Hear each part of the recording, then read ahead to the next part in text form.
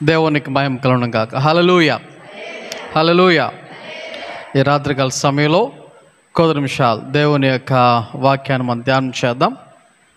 మరి యొక్క రాత్రికాల సమయంలో మరి ఈరోజు ఒక ప్రత్యేకమైనటువంటి దినముగా పిలువబడుతున్నటువంటి సందర్భాన్ని బట్టి మరి ముందు స్త్రీలైన మీ అందరికీ ఉమెన్స్ డే విషెస్ తెలియచేస్తూ మరి దానికి అనుగుణంగా మరి బైబిల్లో కొంతమంది స్త్రీల గురించి మరి యొక్క రాత్రికాల సమయంలో మీతో కొన్ని విషయాలు మాట్లాడాలి, చెప్పాలి అని ఆశపడుతున్నా. కారణం ఏంటంటే దేవుని యొక్క మరి వాక్యానుసారముగా మనము ఆలోచన చేస్తే దేవుడు మరి స్త్రీ పురుషులను తన కోసం ఆయన సృజించుకున్నాడు. ఒక్కలే ఉంటే సరిపోతుంది అనేటువంటి ఉద్దేశం దేవునికి ఉంటే ఆదాముతో దేవుడి సృష్టిని ఆపేసి ఉండాలి. కానీ మరి దేవుని యొక్క ఉద్దేశం ఏంటంటే మరి పురుషులతో పాటు స్త్రీలు కూడా ఉండాలి అనేది ఆయన యొక్క ఉద్దేశం. అయితే మరి యొక్క రాత్రికాల సమయంలో దేవుని యొక్క వాక్యములో నుంచి మరి కొంతమంది స్త్రీలు మరి వారు ఏ విధముగా వాడబడ్డారు, వారు ఏ విధముగా మరి జీవించారు అనేటువంటి విషయాలను మనము ఆలోచన చేద్దాం. లూకా సువార్త 2వ అధ్యాయంలో మనం చూసినట్లయితే అక్కడ 36వ వచనములో మనకు ఒక స్త్రీ కనబడుతూ ఉంది. ఆమె పేరు ఏంటంట? అన్న. ఆమె పేరేంటి? అన్న. మామూలుగా మరి పెద్దవారిని మనం అన్న అని పిలుస్తాం కదా, ఆ అన్న అని కాదు ఇక్కడ అర్థం. ఆమె పేరే అన్న. ఈ అన్న అనేటువంటి ఈమెను ఒకసారి మనం ఆలోచన చేస్తే ఈమె మరి ఒక ప్రవక్తిగా ఉన్నది అని దేవుని యొక్క వాక్యములో ఇదే వచనములో మనము గమనించవచ్చు. తర్వాత ఈమె గురించినటువంటి కొన్ని విషయాలను కనుక మనం చూస్తే అక్కడ వాక్యంలో కనబడుతూ ఉంది. ఆమె కన్యత్వము మొదలుకొని 7 ఏండ్లు పెనిమిటితో సంసారము చేసి బహుకాలము గడిచినదై 84 సంవత్సరములు విధవరాలై ఉండి దేవాలయము విడువక ఉపవాస ప్రార్థనలతో రేయింబగలు సేవ చేయుచుండెను అని ఆమె గురించినటువంటి కొన్ని విషయాలు దేవుని యొక్క వాక్యంలో మనకి ఇక్కడ కనబడుతూ ఉన్నాయి. ఓకే, ఈమె విధవరాలుగా ఎంతకాలం ఉందంట? 84 సంవత్సరాలు విధవరాలుగా ఉన్నది అని వాక్యంలో చూస్తూ ఉన్నాం. ఆమె తన యొక్క పెనిమిటితో అంటే భర్తతో ఎంతకాలం సంసారం చేసింది అంటే అక్కడ వాక్యంలో ఒక నెంబర్ కూడా కనబడుతుంది. 7 సంవత్సరాలు మాత్రమే అని వాక్యంలో మనము చూస్తూ ఉన్నాం. ఇప్పుడు 7 సంవత్సరాల తర్వాత భర్త చనిపోయాడు. చనిపోయిన తర్వాత ఈమె విధవరాలుగా ఉండిపోయింది. మేబీ అక్కడ ఉన్నటువంటి వారిలో చాలా సందర్భాలలో చాలామంది, అరే నీ వయసు చిన్నదే కదా, నువ్వు యవనస్తురాలవే కదా, మరలా ఎందుకు పెళ్లి చేసుకోకూడదు అనేటువంటి సలహాలు ఎంతమంది ఇచ్చినుంటారో కదా. అయితే ఆమె మరి అలాంటి సలహాలు ఎవరు ఎన్ని ఇచ్చినా ఆమె ఏం చేస్తూ ఉందంట? దేవుని యొక్క మందిరములో ఆమె ఉంటూ ఉన్నది. లేకపోతే దేవుని యొక్క మందిరములో ఆమె ప్రార్థనలు చేస్తూ ఉండేది. దేవుని యొక్క మందిరములో ఉపవాసముతో ఉండేది. దేవుని యొక్క మందిరములో సేవ చేస్తూ ఉండేది అనేటువంటి విషయాలు ఆమె గురించి మనం ఇక్కడ చదువుతూ ఉన్నాం. అయితే ఆమె అలాగున దేవుని యొక్క సన్నిధిలో ఆమె యొక్క జీవితాన్ని మరి సమర్పించుకొని ఆయన యొక్క సన్నిధిలో ఆమె ఉండుట వలన దేవుడు ఆమెకు ఒక వరాన్ని ఇచ్చాడు. ఆ వరం ఏంటి అంటే ప్రవచించేటువంటి వరం. ఏ వరం ఇచ్చాడు ఆమెకు దేవుడు? ప్రవచించేటువంటి వరాన్ని దేవుడు ఆమెకు ఇచ్చినట్లుగా వాక్యంలో మనం ఇక్కడ చూస్తూ ఉన్నాం. ఒకవేళ ఆమె మరి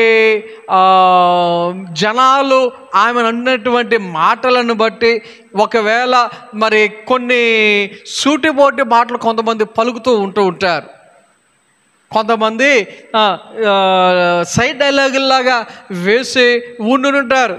కానీ ఆమె ఎన్ని డైలాగులు వేసినా, ఎవరెంతమంది ఎన్ని మాటలన్నా, ఆమె ఆ విషయాలన్నిటిని బట్టి దేవునికి దూరం అవ్వాలా, ఆయన సన్నిధికి దూరం అవ్వాలా. ఎవరెన్నన్నా సరే ప్రతీది కూడా దేవుని దగ్గర విడిచిపెట్టి ఆమె మాత్రం దేవుని సన్నిధిని విడిచిపెట్టినట్లుగా దేవుని యొక్క వాక్యములో మనకి ఇక్కడ కనబడటం లేదు. కాబట్టి ఆమె మరి దేవుడు ఎలా ఆమెను వాడుకున్నాడంటే, దేవుని బిడ్డగా ఉన్నందుకు ఆయన ప్రవచించేటువంటి వరాన్ని, గిఫ్ట్ ఆఫ్ ప్రాఫెసీ, దేవుడు ప్రవచన వరాన్ని ఆమెకు ఇచ్చినట్లుగా దేవుని యొక్క వాక్యములో ఈమె గురించి మనం ఇక్కడ చదువుతూ ఉన్నాం. ఆ తర్వాత ఇదే లూకా సువార్త 4వ అధ్యాయంలోకి వెళ్ళేసరికి, ఇదే లూకా సువార్త 4వ అధ్యాయంలోకి వెళ్ళేసరికి అక్కడ ఇంకొక స్త్రీ మనకు కనబడుతూ ఉంటుంది. లూకా సువార్త 4వ అధ్యాయంలో మరొక స్త్రీ. ఎవరు ఆమె అంటే 38వ వచనంలో కనబడుతూ ఉంది. ఆయన సమాజ మందిరములో నుండి లేచి సీమోను ఇంటిలోనికి వెళ్ళాను. సీమోను అత్త తీవ్రమైన జ్వరముతో పడి ఉండెను గనుక ఆమె విషయమై ఆయన యొద్ద మనవి చేసుకొనిరి. ఆయన ఆమె చెంతను నిలవబడి జ్వరమును గద్దింపగానే అది ఆమెను విడిచెను. వెంటనే ఆమె లేచి ఏం చేసిందంట? వారికి ఉపచారము చేయసాగెను. దేవుని యొక్క వాక్యంలో పేతురు అత్తగారు కనబడుతున్నారు. పేతురు యొక్క అత్తగారు కనబడుతున్నారు. ఇక్కడ పేతురు అత్తగారికి ఏమైందంట? జ్వరం. పేతురు అత్తగారికి ఏమైంది? జ్వరం. ఇప్పుడు ఎలాంటి జ్వరము కూడా ఈ లోక సువార్తలో కనబడుతుంది. ఏమని? తీవ్రమైన జ్వరము అని. ఇప్పుడు జనరల్గా కొద్దిపాటి జ్వరం వస్తేనే మనం ముసుగులేసేస్తాం, దుప్పటి కప్పేసి మంచం దిగలేనటువంటి పరిస్థితి కొంతమందికి కదా. మరి తీవ్రమైన జ్వరం వస్తే ఈ రోజుల్లో తీవ్రమైన జ్వరం వచ్చిందంటే అర్జెంటుగా హాస్పిటల్కి వెళ్ళామా లేదా, డాక్టర్ గారిని కలిసామా లేదా, టాబ్లెట్లు ఇంజక్షన్లు చేశారా లేదా, అవసరమైతే మనకు అవసరం లేకపోయినా మనమే డాక్టర్ గారు నాకు సెలైన్ పెట్టేసేయండి, ఏ అంటే నాకు జ్వరం వచ్చేసింది, నీరసం వచ్చేసేది ఒకటి ఉంది కాబట్టి సెలైన్ పెట్టేసేయండి అని డాక్టర్ గారు చెప్పకముందే మనమే అడిగేసేటువంటి పరిస్థితులు కొంతమందిలో కనబడవచ్చు కదా. మరి ఈమె తీవ్రమైనటువంటి జ్వరముతో బాధపడుతున్నట్లుగా వాక్యంలో మనము చూస్తూ ఉన్నాం. అయితే ఆమెకున్నటువంటి పరిస్థితిని బట్టి యేసే దగ్గరకు వచ్చి ఆమె గురించి చెప్తూ ఉన్నారు. ఏమని? ఆమె తీవ్రమైనటువంటి జ్వరముతో ఉన్నది అని ఆయన దగ్గరకు వచ్చి మనవి చేసుకొనిరి. అప్పుడు యేసయ్య ఏం చేశాడంట? ఆ జ్వరమును గద్దింపగానే ఆ జ్వరం ఏమైంది? ఆమెను విడిచాను. అంటే స్వస్థత ఏమైంది? వెంటనే అక్కడ రావటం జరిగింది. రైట్, ఇక్కడ వరకు బాగానే ఉంది. మరి జ్వరం తగ్గిపోయింది. మనం ఏం చేస్తాం? జ్వరం తగ్గిన తర్వాత ఎవరైనా ఏమంటే జ్వరం వచ్చింది ఎలాగుంది అంటే, జ్వరం తగ్గిందండి కానీ నీరసం ఉందండి, మన డైలాగ్ ఎలా ఉంటుంది? మన డైలాగ్ ఎలా ఉంటుంది? జ్వరం తగ్గింది కానీ నీరసం తగ్గలేదు అనేటువంటి డైలాగ్ కామన్గా మన నోటంట రావటం అంటూ జరుగుతుంది కదా. కానీ అక్కడ ఆమె ఏం చేసిందంట? వెంటనే, ఎప్పుడు? జ్వరం వచ్చి 2-3 రోజుల తర్వాత కాదు, జ్వరం తగ్గిన వెంటనే ఆయన ప్రార్థన చేయగా, యేసయ్య గద్దించగా ఆ జ్వరం ఆమెను విడిచెను. వెంటనే ఆమె లేచి వారికి ఉపచారము చేయసాగెను.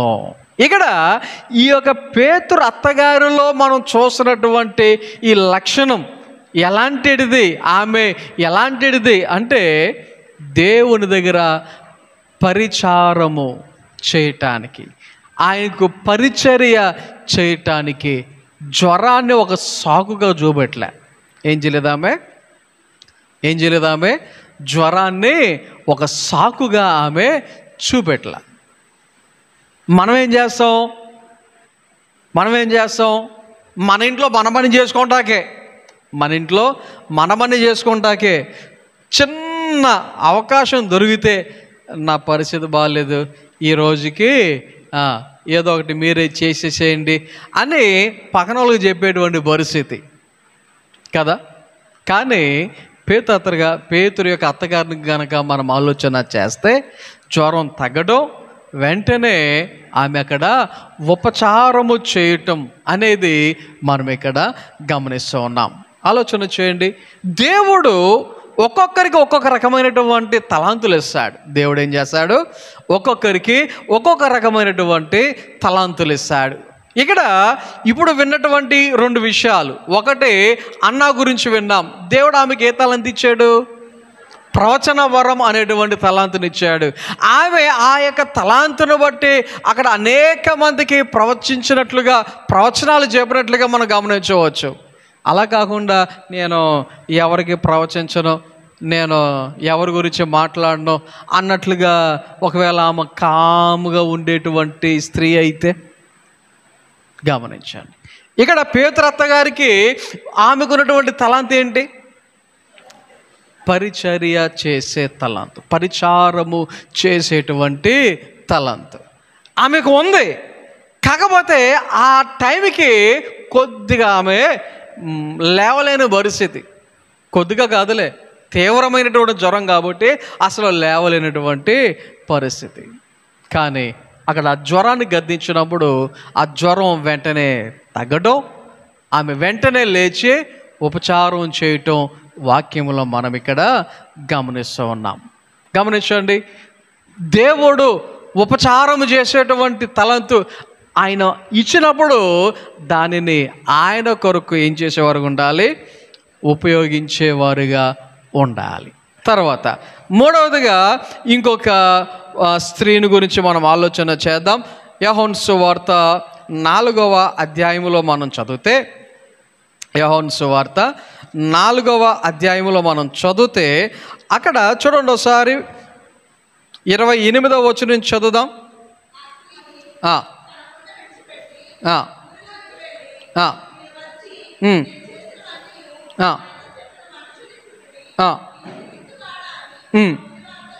చూడండి ఒకసారి ఇక్కడ ఈ యొక్క 4వ అధ్యాయంలో మనం చదివితే సమరయ స్త్రీ అనేటువంటి ఆమె కనబడుతోంది. ఎవరు కనబడుతున్నారు మనకి? సమరయ స్త్రీ అనేటువంటి ఆమె మనకు కనబడుతోంది. ఇప్పుడు ఈ సమరయ స్త్రీ గురించి మనం ఆలోచన చేస్తే జనరల్గా మరి మనకు తెలిసినటువంటి ఒక విషయం ఏంటంటే, సమరయ స్త్రీలు మరి యూదులతో పోల్చుకుంటే చాలా అంటే చాలా కింద స్థాయి, తక్కువ స్థాయి కలిగినటువంటి వారుగా వారు భావించి యూదులతో వారు అసలు మాట్లాడేటువంటి వారు కాదు. అందుకనే యేసయ్య ఆమె దగ్గరికి వచ్చి మరి నాకు దాహానికి నీళ్ళు అని చెప్పేసి యేసయ్య ఆమెను అడిగితే ఆమె ఏమంటోంది?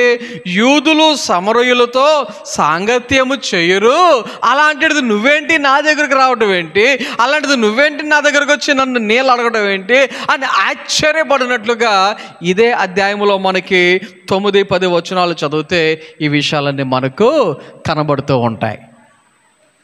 గమనించండి. అయితే ఈ సమరయ స్త్రీ గురించినటువంటి కొన్ని విషయాలు మనం గమనించాలి. యేసయ్య ఎవరో ఆమెకు తెలియదు. యేసయ్య ఎవరో ఆమెకు తెలియదు. యేసయ్య ఎలాంటి వాడో ఆమెకు తెలియదు.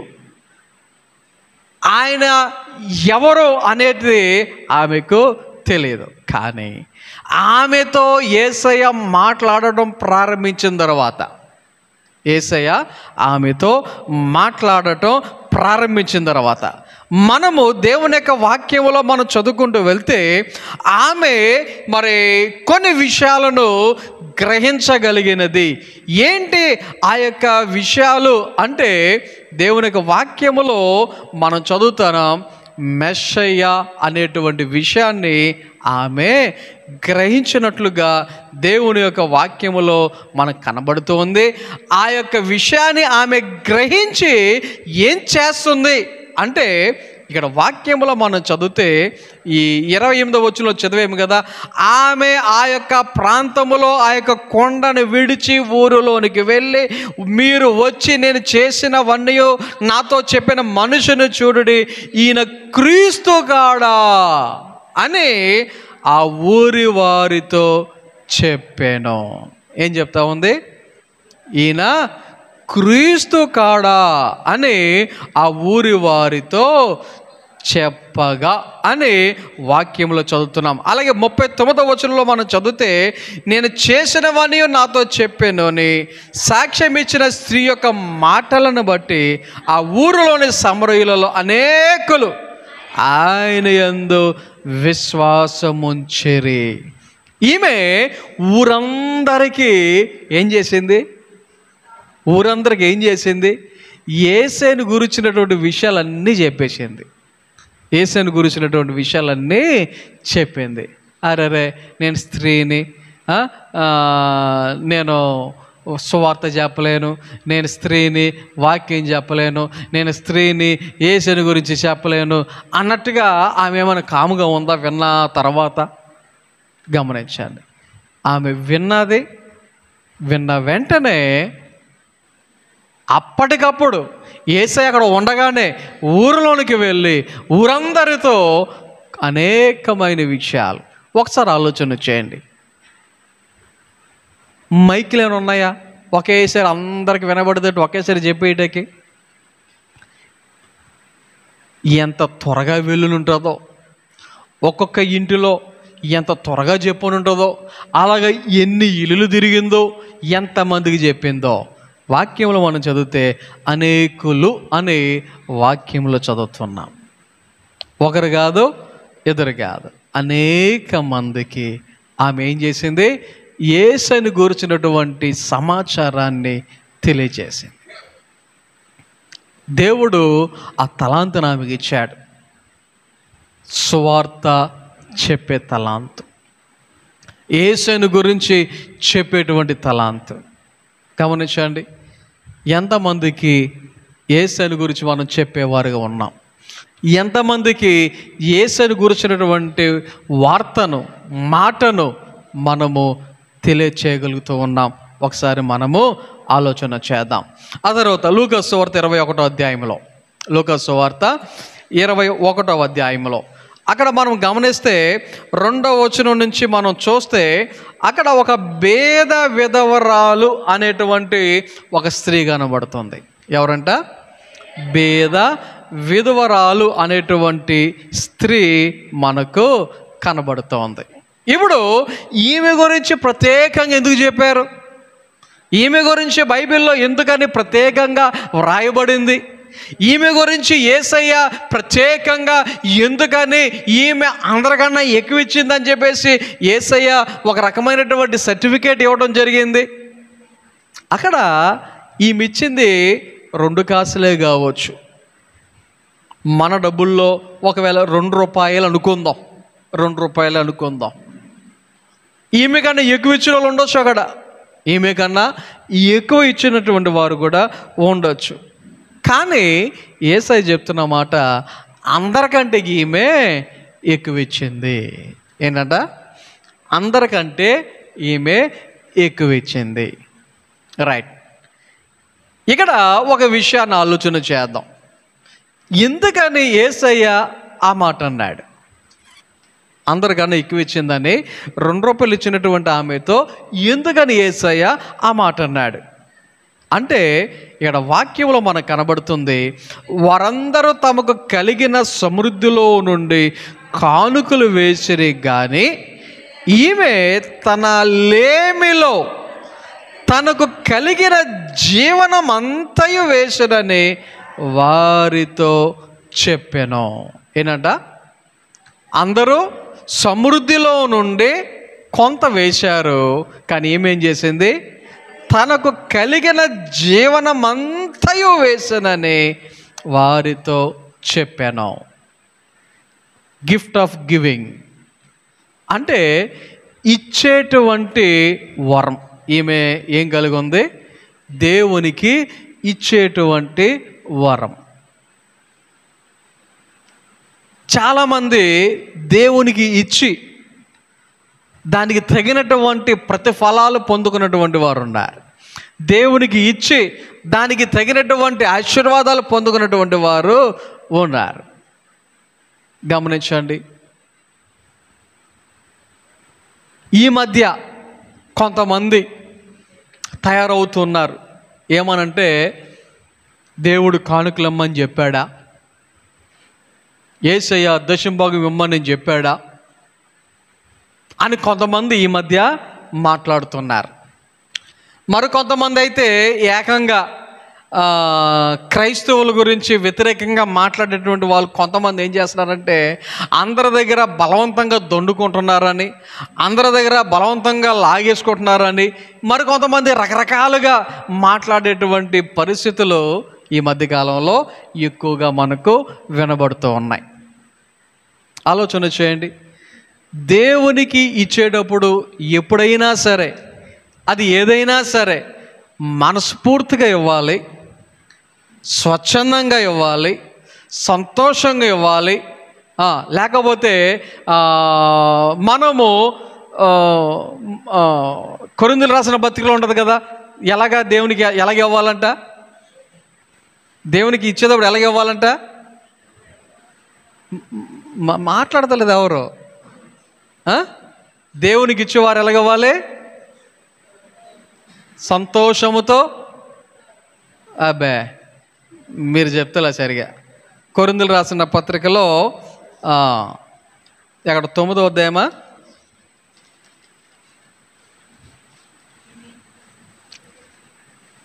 ఆ 9వ అధ్యాయంలో 6-7 వచనాలు. కొంచెముగా విత్తువాడు కొంచెముగా పంట కోయును, సమృద్ధిగా విత్తువాడు సమృద్ధిగా పంట కోయును అని ఈ విషయమే చెప్పవచ్చును. సనుగు కొనకయో బలవంతంగా కాకయో ప్రతివాడును తన హృదయంలో నిశ్చయించుకున్న ప్రకారము ఇయ్యవలెను. దేవుడు ఉత్సాహముగా ఇచ్చువానిని ప్రేమించును.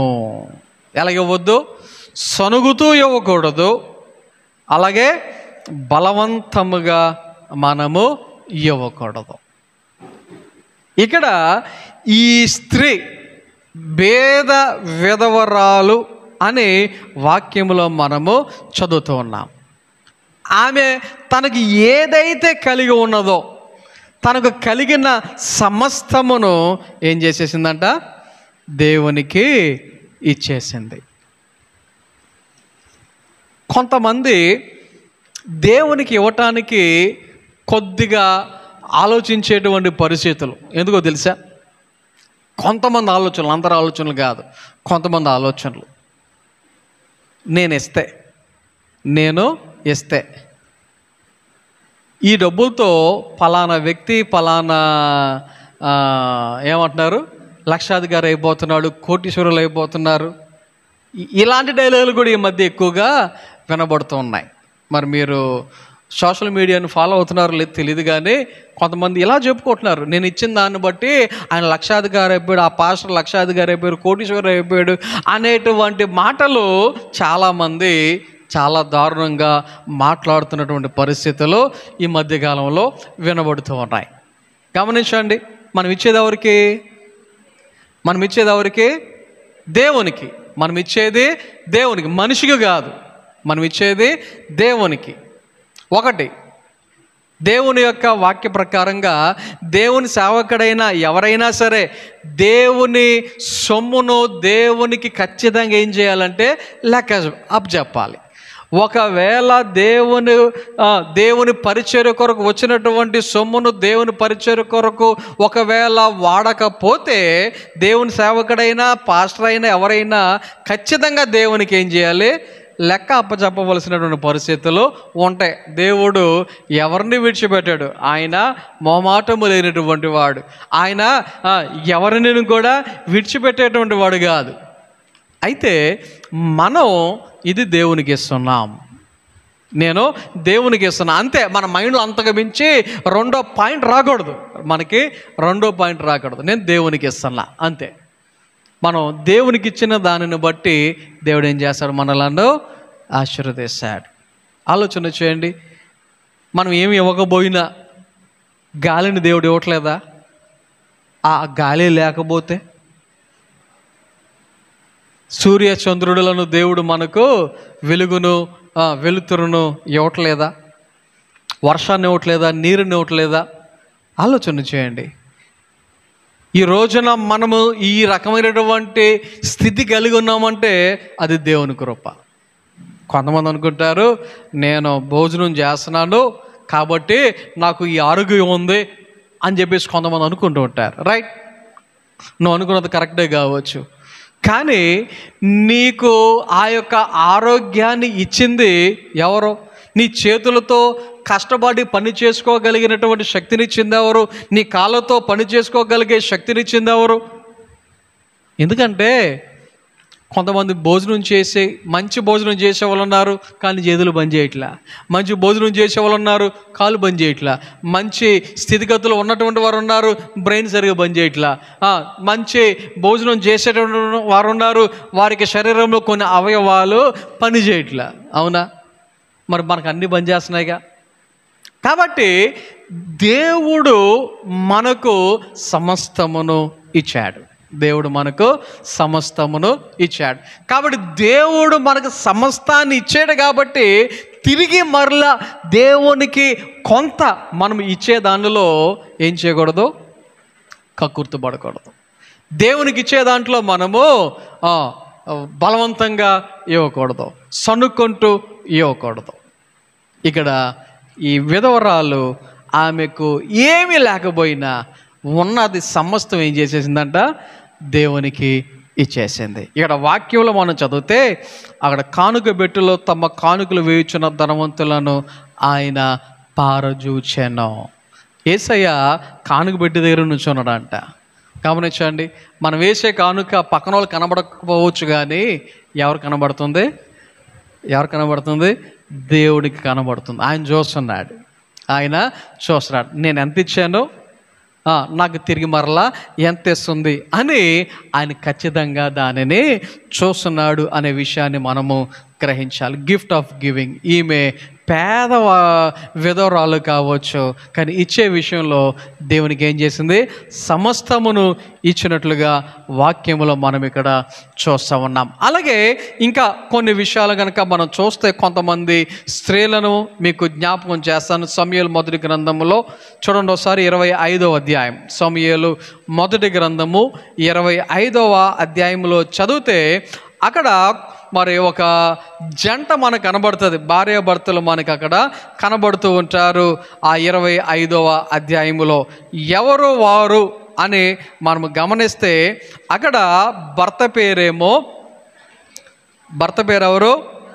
నాబాలు అనేటువంటి ఆయన, తన భార్య పేరు అబిగయీలు అని 3వ వచనములో మనకు కనబడుతోంది. భర్త పేరు నాబాలు, భార్య పేరు అబిగయీలు. రైట్. ఇప్పుడు ఈ యొక్క జంటను గనక మనం ఆలోచన చేస్తే, ఈ జంటను గనక ఆలోచన చేస్తే, ఈ స్త్రీ ఎలాంటి స్త్రీ అంట? సుబుద్ధి గలదై, రూపసి అయి, అంటే బుద్ధిలో మంచి బుద్ధి, చూడటానికి అందమైనటువంటి స్త్రీ అని వాక్యంలో మనము చూస్తూ ఉన్నాం. కానీ భర్త ఎలాంటి వాడంట? భర్త ఎలాంటి వాడంట? చర్యలను బట్టి చూడగా నాబాలు మోటువాడును దుర్మార్గుడనై ఉండెను. భర్త ఏమో మోటోడు కింద, లేకపోతే మొరటోడు కింద, లేకపోతే దుర్మార్గుడుగా ఉండెను అని వాక్యంలో మనము వారి గురించి చదువుతూ ఉన్నాం. అయితే వాళ్ళ స్థితి ఎలాంటి స్థితో తెలుసా? 2వ వచనంలో కనబడుతుంది. కర్మేలులోని మాయోను నందు ఆస్తి గలవాడొకడు కాపురముండెను, అతడు బహు భాగ్యవంతుడు. అతనికి 3000 గొర్రెలను 1000 మేకలను ఉండెను. చూడండి ఒకసారి, ఈ యొక్క నాబాలు అనేటువంటి వ్యక్తి ఎలాంటి వాడంటే ఆస్తి గలవాడు. ఆస్తి గలవాడంటే ఇంకొక మాటలో చెప్పాలంటే ధనవంతుడు. ఎవరు చెప్పండి? ధనవంతుడు. ధనవంతుడే, కానీ ఎలాంటి వాడంట? మోటోడని, మొరటోడని, లేకపోతే దుర్మార్గుడని అతను గురించినటువంటి కొన్ని మాటలు మనకి ఇక్కడ కనబడుతూ ఉన్నాయి. ఓకే, ఇప్పుడు ఇంతకీ జరిగినటువంటి విషయం ఏంటంటే, ఇతను ఏం చేసేవాడు అంటే గొర్రెల బొచ్చు కత్తెర వేయించుచున్నాడని అరణ్యమందున్న దావీదు విని. దావీదుకి తెలిసింది. ఏమని తెలిసింది? ఇతను గొర్రె బొచ్చు కత్తిరించుచున్నటువంటి వ్యక్తి అని. సో ఈ దావీదు ఏం చేశాడంటే తన పనివారిలో కొంతమంది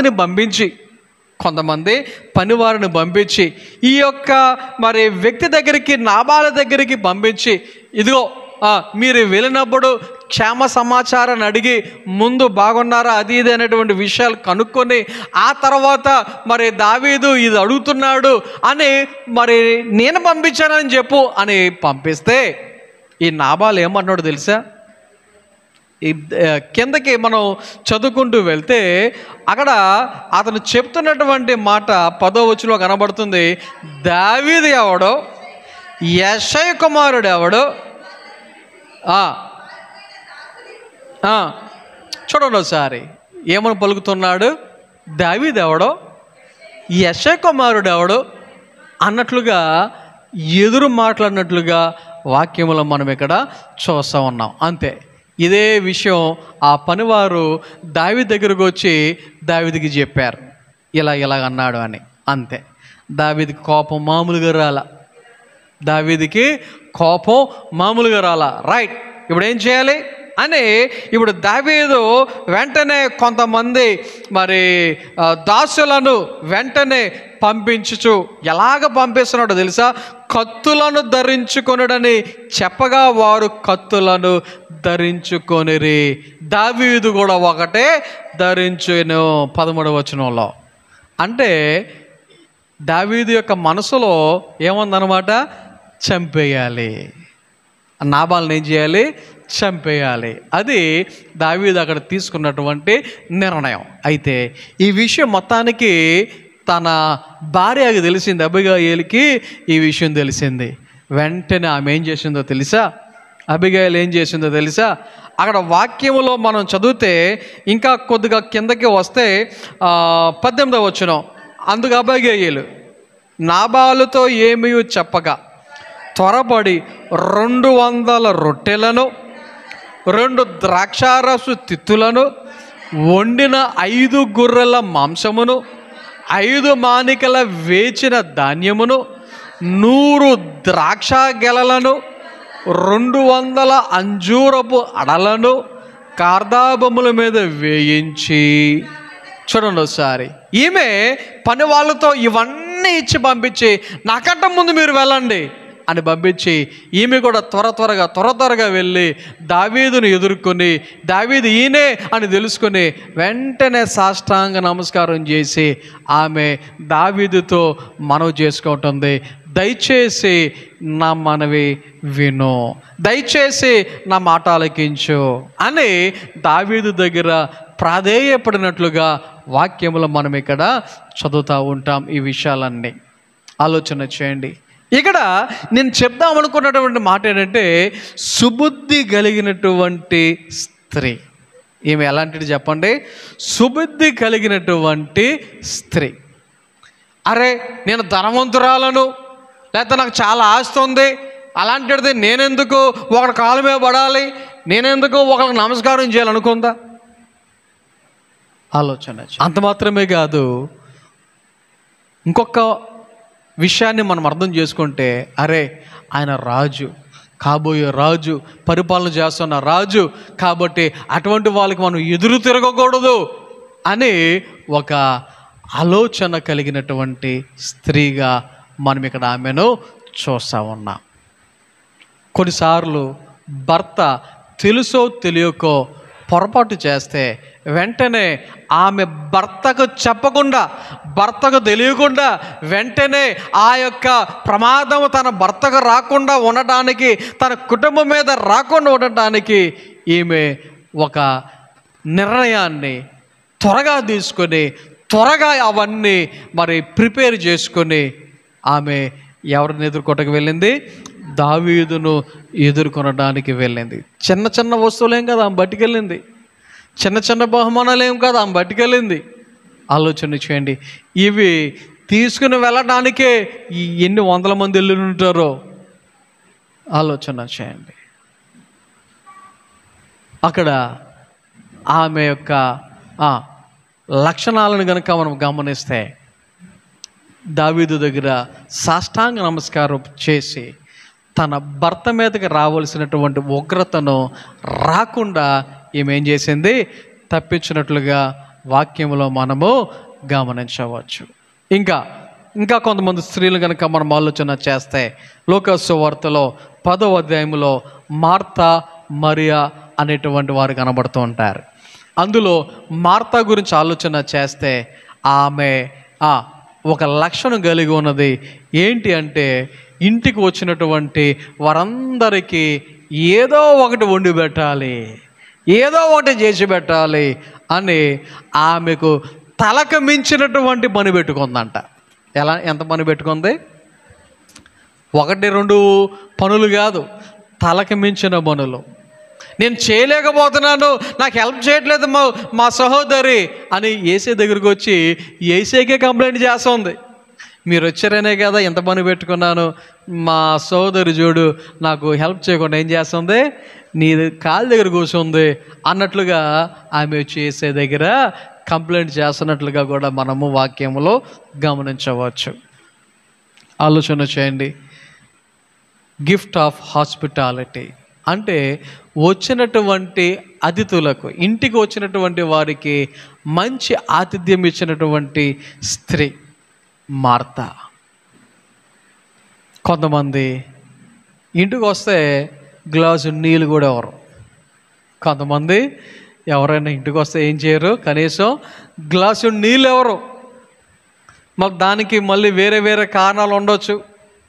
పనిలో ఉన్నాను, వంట చేసుకుంటూ ఉన్నాను, కూరగాయలు కోసుకుంటూ ఉన్నాను, సరైన బట్టలు వేసుకోలేదు, లేకపోతే నైటీతో ఉన్నాను, చెమటతో ఉన్నాను, లేకపోతే ఏవో చెప్పచ్చు కదా.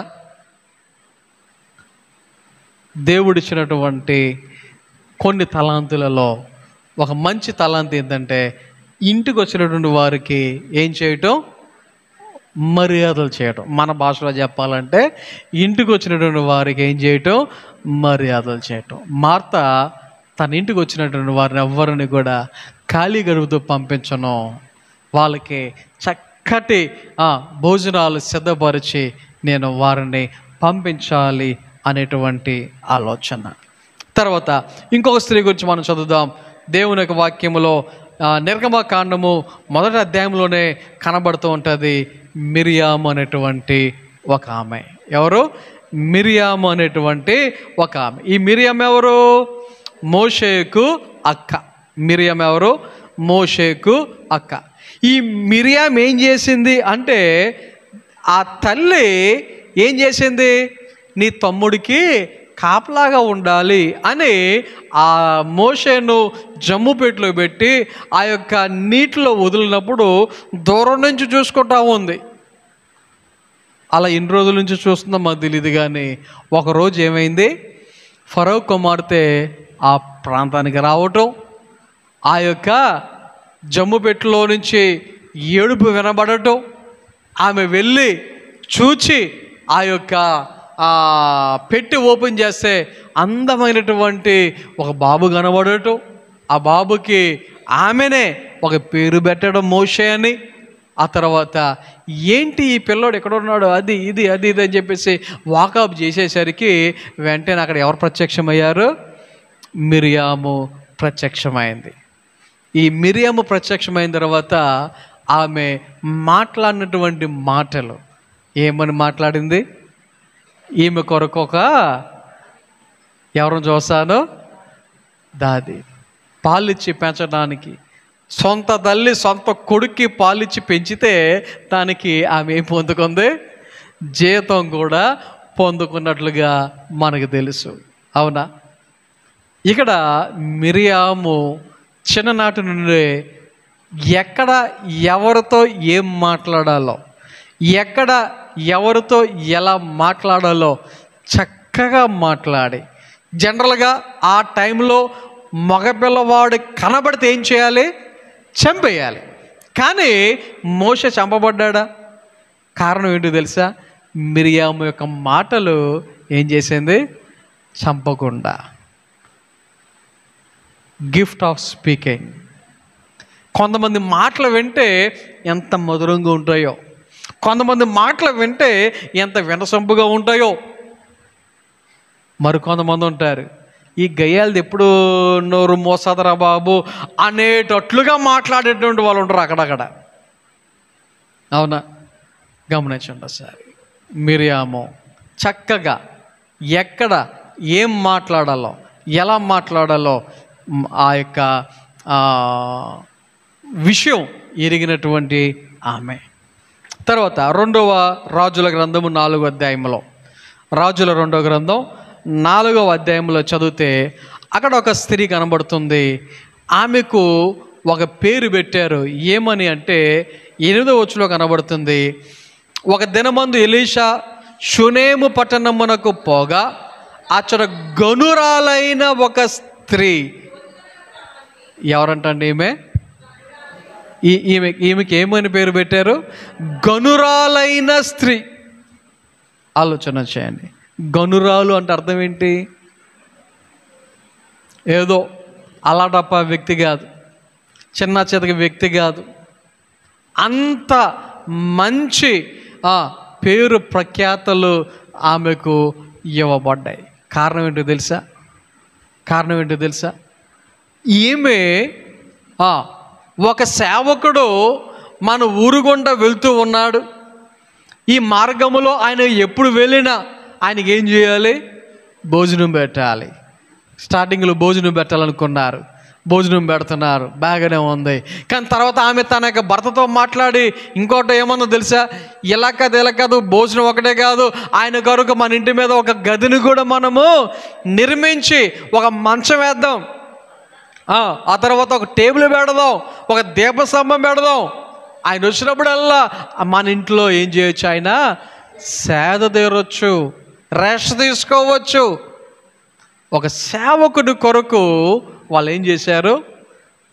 వారు ఒక నిర్ణయాన్ని తీసుకొని ఆలోచన చేసి వారి ఇంటి మీద కేవలం ఈ సేవకుని కొరకు ఒక ప్రత్యేకమైనటువంటి రూమ్ని వారు అక్కడ సిద్ధపరచడం జరిగింది. ఆలోచన చేయండి. అయితే ఒకటి, ఇవన్నీ ఎందుకు చేస్తుందా ముందు సేవకునికి అర్థం కాల. కానీ తర్వాత ఒక విషయం తెలుసుకున్నారు, ఈమెకు పిల్లలు లేరు అని. అప్పుడు దేవుని సేవకుడు చెప్తాడు, వచ్చే సంవత్సరం ఈ నాటికి నీ చేతిలో ఎవరుంటారు? వారసుడు ఉంటాడు, కుమారుడు ఉంటాడు. అంటే అప్పటికి ఆమంది, అయ్యా ఏదో నేను నీకు ఇల్లు ఇచ్చానని, ఏదో నీకు భోజనం పెట్టానని నాతో అబద్ధం ఆడొద్దు అన్నట్లుగా కూడా ఆమె చెప్పినట్లుగా దేవుని యొక్క వాక్యములో మనకి 18వ వచనం నుంచి ఈ విషయాలన్నీ మనకు కనబడుతూ ఉంటాయి. ఆలోచన చేయండి ఒకసారి. కానీ దేవుని సేవకుడు చెప్పిన మాట ప్రకారముగా ఆమె కరెక్ట్గా ఆ టైంకి కుమారుని కన్నట్లుగా దేవుని యొక్క వాక్యములో మనము చదువుతూ ఉన్నాం. గనురాలు. ఎందుకు ఆమెకు ఆ పేరు పెట్టబడింది అంటే ఆలోచన చేయండి. దేవుని సేవకుని గుర్తించింది. దేవుని సేవకుని గుర్తించి ఏం చేయాలో, ఏం అవసరమో ఆ విషయాలన్నీ కూడా ఆమె అక్కడ దేవుని సేవకుని కొరకు ఆమె ఏర్పాటు చేసింది. ఆఖరిగా అంటే చాలామంది ఉన్నారు, కానీ సమయాన్ని బట్టి కొంతమంది నేను జ్ఞాపకం చేస్తున్నాను. ఆఖరిగా ఇంకొక విషయాన్ని మీకు చెప్తాను. మగ్దలేనే మరియ. ఎవరు? మగ్దలేనే మరియ. ఈ మగ్దలేనే మరియ గురించి ఆలోచన చేస్తే, యేసయ్య చనిపోయిన తర్వాత, ఎప్పుడు? యేసయ్య చనిపోయిన తర్వాత ఆయన తిరిగి లేచాడు అనేటువంటి విషయం మొట్టమొదట ఎవరు చెప్పారు? మగ్దలేనే మరియ చెప్తా ఉంది. యేసయ్య సమాధి గెలిచాడు అనేటువంటి వార్త ఎవరి ద్వారా చెప్పబడిందంటే ఒక స్త్రీ ద్వారా చెప్పబడింది. ఎవరి ద్వారా చెప్పబడింది? ఒక స్త్రీ ద్వారా ఆ విషయం ప్రపంచమంతటికి తెలియజేయబడింది. అరే అదేంటి, అక్కడ పురుషులు లేరా? మగవాళ్ళు లేరా? ఉన్నారు. యేసయ్య శిష్యులే ఉన్నారు. కానీ వారి ద్వారా దేవుడు ఈ విషయాన్ని బయటికి చెప్పలా. వారి ద్వారా ఈ విషయాన్ని దేవుడు బయటికి ప్రకటన వచ్చేటట్లుగా చేయలా. ఒక స్త్రీ ద్వారా ఈ విషయాన్ని తెలియచేస్తా ఉన్నాడు. ఆలోచన చేయండి. నేను అనుకుంటాను, ఒక స్త్రీ ద్వారా ఎలాగైతే ఈ లోకానికి పాపము, ఆ పాపము వలన మరణము అనేది వచ్చిందో, అదే స్త్రీ ద్వారా ఆ పాపాన్ని, ఆ పాపము వల్ల వచ్చినటువంటి మరణము మరల ఏమైంది? జయించింది, లేదా ఓడిపోయింది అనేటువంటి విషయాన్ని దేవుడు ఏం చేశాడు? ప్రకటన చేసినట్లుగా దేవుని యొక్క వాక్యంలో మనం ఇక్కడ చూస్తూ ఉన్నాం. కాబట్టి ఈ యొక్క రాత్రికాల సమయంలో బైబిల్ గ్రంథంలో అనేక మంది స్త్రీలు ఆయన యొక్క నామ మహిమార్థమై వాడబడినటువంటి వారు ఉన్నారు. ఆయన యొక్క నామ మహిమార్థమై వారు అనేక రకాలైనటువంటి తలాంతులను వారు వాడి దేవునిని మహిమపరిచిన వారు ఉన్నారు. అయితే మరి మనం దేవుడు ఇచ్చినటువంటి తలాంతులను ఎలా వాడుతున్నాం? దేవుడు మనకి ఇచ్చినటువంటి తలాంతులను మనము ఎలా ఉపయోగిస్తూ ఉన్నాం? దేవుడు ఇచ్చినటువంటి తలాంతులను ఆయన యొక్క నామ మహిమార్థమై ఎలా ఉపయోగిస్తూ ఉన్నాం? ఈ విషయాలను మనం ఆలోచన చేసి దేవుని యొక్క బిడులుగా, ఆయనకి ఇష్టలుగా మనం ముందు కొనసాగుదాం. కొద్ది మాటలు దేవుడు మన వెనుకిడిలో ఫలింపజేసి నడిపించును గాక. ఆమేన్. ప్రార్థన చేసుకుందాం. అందరూ కూడా మోకరించండి, తలలు వంచండి, కండ్లు మూసుకొనండి. ఈ రాత్రికాల సమయంలో కొద్ది నిమిషాలు దేవుని సన్నిధిలో ప్రార్థన చేద్దాం. పరిశుద్ధుడా, మహోన్నతుడా, నీ నామమునకు తండ్రి, నీ బిడ్డలమైన మమ్మల్ని అందరినీ ప్రేమించి సజీవులుగా ఉంచి ఈ రాత్రికాల సమయంలో ఈ రీతిగా నీ సన్నిధిలో దేవా మేమందరము నిన్ను స్తుతించడానికి, మహిమపరచడానికి, నీ వాక్యాన్ని ధ్యానించడానికి, ప్రార్థించడానికి మీరు ఇచ్చిన సమయాన్ని బట్టి వందనాలు, స్తోత్రాలు తెలియజేసుకుంటూ ఉన్నాం. దేవా ప్రతి ఒక్కరిని మీ చేతిగా అప్పగించుకుంటున్నాం. నీ మేడులతో నింపండి, కృప చూపించండి. దేవా ఎవరికి ఎటువంటి అవసరతలు ఉన్నాయో సమస్య మెరుగిన దేవుడవు, సహాయం దయచేయండి. ముఖ్యంగా దేవా సమయంలో సంఘ బిడ్డలందరినీ జ్ఞాపకం చేసుకుంటూ ఉన్నాం. వారి వారి పనిబాటుల్లో, అవసరతల్లో తోడుగా ఉండండి, సహాయం దయచేయండి. ముఖ్యంగా దేవా మరి ఇంటర్మీడియట్ ఎగ్జామ్స్ రాస్తున్న బిడ్డలందరూ బట్టి వందనాలు. అలాగే నెక్స్ట్ వీక్ నుంచి 10th క్లాస్ ఎగ్జామ్స్ రాయబోతున్న విద్యార్థులందరూ బట్టి వందనాలు. దేవా సహాయం దయచేయండి, నీ మేడులతో నింపండి. ప్రతి ఒక్కరూ ఎగ్జామ్స్ మంచిగా రాయటానికి, మంచి మార్కులతో పాస్ అవటానికి కృప చూపించమని ప్రార్థన చేయొచ్చు ఉన్నాం.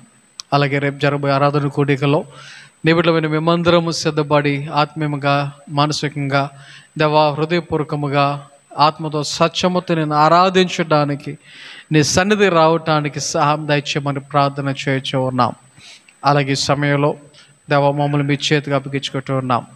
దేవా నీ యొక్క దేవ సహాయాన్ని కోరుతున్నాం. ఈ రాత్రి నీ సన్నిధి విడిచి మా గృహాలకు వెలుచు ఉండగా దేవ నీ మెండైన దేవుళ్ళతో, ఆశీర్వాదములతో నింపమని, మరి ముఖ్యంగా ఈ రాత్రి ప్రతి ఒక్కరికి మంచి నిద్రను అనుగ్రహించి రేపు దాన్ని లేచి నేను స్తుతించడానికి నీ సన్నిధికి నడిపించి మీరే కార్యం జరిగించమని దేవా మమ్మల్ని అందరూ మీ చేతికి అప్పగించుకుంటూ మీరే మహిమ, ఘనత, ప్రభావాలు పొందుకోనమని యేసు నామమున ప్రార్థన చేయుచున్నాము తండ్రి, ఆమేన్. మన తండ్రి దేవుని ప్రేమ, కుమారుడు యేసుక్రీస్తు వారి కృప, పరిశుద్ధాత్మ కరుణ సహవాసము, సహాయము, కాపుదల, నడిపింపు ఇప్పుడు ఎల్లప్పుడు అన్ని బిడ్డలైన మనందరకు సదాకాలము తోడే నడిపించును గాక.